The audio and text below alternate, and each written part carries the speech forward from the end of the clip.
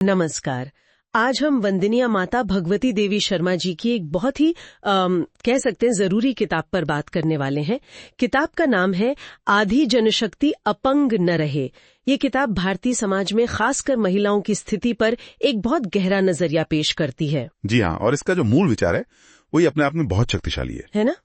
कि राष्ट्र की आधी शक्ति मतलब हमारी महिलाएं वो समाज की कुछ बेड़ियों, कुछ पिछड़ी सोच के कारण मानो अपंग सी हो गई हैं। और इसका असर फिर पूरे समाज की प्रगति पर पड़ता है, ये वो कहना चाह रही हैं। बिल्कुल। और वंदनीय माता जी ने इस बात को समझाने के लिए एक बहुत दिलचस्प तुलना भी की है। वो आज की जो स्थिति है उसकी तुलना वैदिक काल से करती हैं, जिसे वो एक तरह का स्वर्ण युग मानती हैं। अच्छा। जब उनके अनुसार महिलाओं को शिक्षा थी, स्वतंत्रता थी, यहाँ तक कि सोचिए अपना वर चुनने तक का अधिकार था। वो सीता, सावित्री जैसी नारियों का उदाहरण देती हैं। मतलब वो समाज निर्माण में बराबर की भागीदार थी उस समय। ये जो फर्क है ना, ये बहुत कुछ साफ कर देता है। हाँ, ये कंट्रास्ट तो वाकई सोचने वाला है। और फिर वो आज की कड़वी सच्चाई पर आती है कि ठीक है, कानून ने बराबरी दे दी शायद, लेकिन सामाजिक तौर पर स्थिति बहुत अलग है। हाँ, महिलाओं को अक्सर वो दर्जा नहीं मिलता। वंदनीय माता जी लिखती हैं कि जैसे उन्हें एक दासी या फिर पिंजरे में बंद पक्षी की तरह समझा जाता है। बिल्कुल। घर की चार दीवारी ही उनकी दुनिया बना दी जाती है। कई बार तो उनका पढ़ना लिखना भी लोगों को खटकता है। और इसके जो परिणाम है वो सिर्फ सामाजिक नहीं है, वो बहुत व्यक्तिगत स्तर पर भी दिखते हैं। शारीरिक स्वास्थ्य पर असर, कम उम्र में शादी, फिर जल्दी संतान होना, इससे कई तरह की बीमारियां होती हैं, जैसे श्वेत प्रदर है या पेड़ू का दर्द जो लगातार बना रहता है। और मानसिक स्वास्थ्य का क्या? मानसिक स्वास्थ्य की तो मतलब हालत और भी चिंताजनक हो सकती है। वो घुटन, इच्छाओं का दबना, ये सब मिलकर कई बार हिस्टीरिया या फिर चिड़चिड़ापन, इस तरह की मानसिक समस्याओं को जन्म देता है।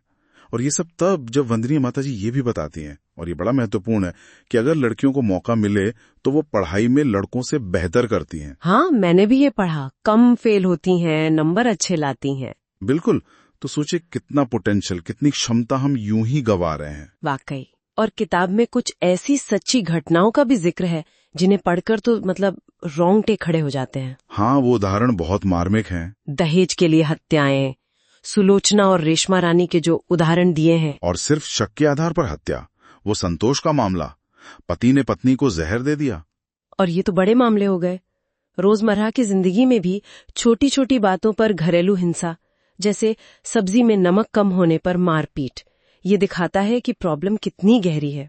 हाँ, और इसे अगर हम थोड़े बड़े कैनवस पर देखें तो वंदनीय माताजी का तर्क ये है कि ये स्थिति कहीं न कहीं पुरुषों द्वारा बनाई गई व्यवस्थाओं का, उनकी सोच का नतीजा है।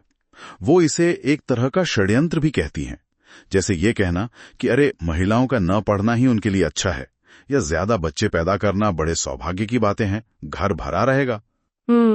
यहाँ तक कि साहित्य और कला में भी वो आलोचना करती हैं कि नारी को अक्सर सिर्फ एक भोग्य या श्रृंगार की वस्तु की तरह दिखाया जाता है। अच्छा, ये भी एक एंगल है। हाँ, जिससे वो खुद को भूलकर। ये बहुत सोचने वाली बात है कि कैसे हमारी कला, हमारा साहित्य भी इस सोच को मजबूत कर सकता है।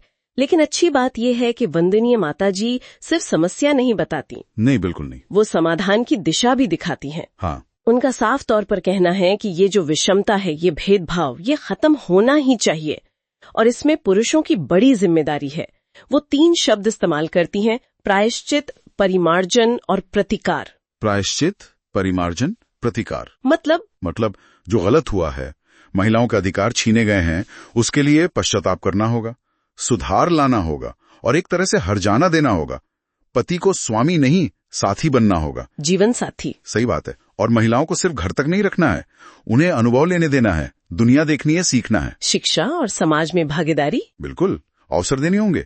तभी तो नर नारी मिलकर एक संतुलित, एक स्वस्थ समाज बना पाएंगे, बराबरी के साथ। तो कुल मिलाकर अगर हम देखें, इस किताब का जो सार है वो यही है कि आधी जनशक्ति को, आधी आबादी को कमजोर या अपंग रखकर कोई भी समाज, कोई भी देश सही मायने में आगे नहीं बढ़ सकता। बिल्कुल। महिलाओं का सम्मान, उनकी स्वतंत्रता, उनका विकास, इसी में सबकी भलाई है।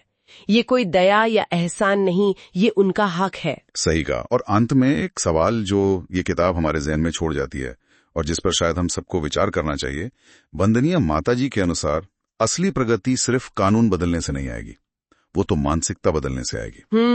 सोच बदलने से। हाँ, जब समाज महिलाओं को भोग्या या दासी समझना बंद करेगा, जब उन्हें बराबरी का साथी, राष्ट्र की निर्माता मानेगा, तो सवाल ये उठता है कि ये जो आदर्श है और जो आज की हकीकत है, इसके बीच की खाई को पाटने के लिए हम और आप व्यक्ति के तौर पर, समाज के तौर पर आज क्या ठोस कदम उठा सकते हैं।